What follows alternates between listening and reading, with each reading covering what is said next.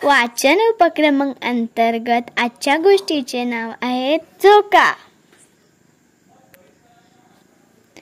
गोष्टीतले पात्र आहे बबली आणि जीत. एके दिवशी जीत आणि बबली टायर घेऊन खेळत होते.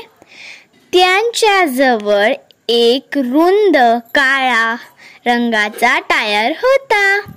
दोघेही आपापल्या काठीने टायर पळवत होते. बबली म्हणाली, मला टायर खूप जोरात पळवता येतो. गोल गोल फिरणारा टायर किती छान दिसतो. जीत म्हणाला की त्याला झोका खेळायलाच जास्त मज्जा येते. हे ऐकून बबलीला झोक्यावर बसावेसे वाटू लागले. जीतलाही झोक्यावर बसावेसे वाटू लागले. दोघे मिळून झोका शोधू लागले. दोघांनी दूरवर फिरून झोका शोधला, पण झोका काय सापडला नाही. आता काय करायचे? दोघेही विचारात पडले. तिथे खूप सारी झाडे होती. काही झाडांच्या फांद्या तर जमिनीला टेकायला आल्या होत्या. दोघांनाही एक छानशी कल्पना सुचली. जीत आणि बबली फांदीला धरून झोके घेऊ लागले. दोघांनाही खूप मज्जा आली, पण ते जास्त वेळ झोके खेळू शकले नाही. बबलीचे दोनही हात सोलून निघाले होते. जीतच्या तळव्यांची आग होत होती. दोघेही हात चोळत खाली बसले.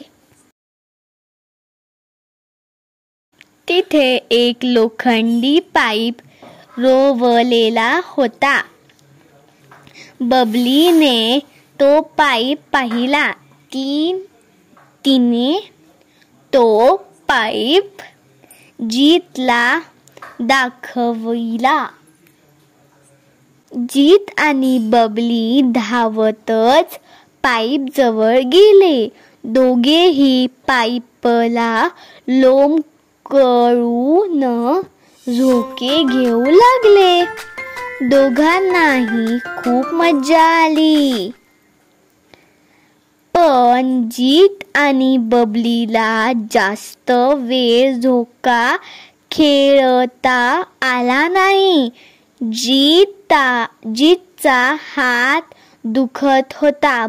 बबली ही हात धरून बसली होती. बबलीला आणखीन एक कल्पना सुचली.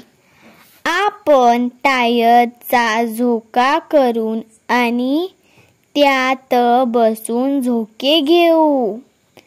बबली म्हणाली. जीतला ही कल्पना फार आवडली. जीत म्हणाला, मी झाडावर टायर टांगणार. बबली म्हणाली, टायर मीच टांगणार. बबलीने टायर आपल्या हातात घेतला. जीतने तो हिसकावून घेण्याचा प्रयत्न केला. दोघात ओढाओढी सुरू झाली. बबलीने टायर ओढला आणि जोरात भिरकावला. टायर खूप दूरपर्यंत भिरभिरत गेला. टायर एका झाडाच्या फांदीत जाऊन अडकला. जीत धावतच टायर जवळ गेला. तो टुनकन उडी मारून टायर मध्ये बसला. बबली टायर आणि जीतला हळूहळू झोका देऊ लागली. मुलांनो, अशाच गोष्टींसाठी लाईक, शेअर आणि सबस्क्राईब करा. तुम्ही सुद्धा अशा गोष्टी वाचत जा. धन्यवाद.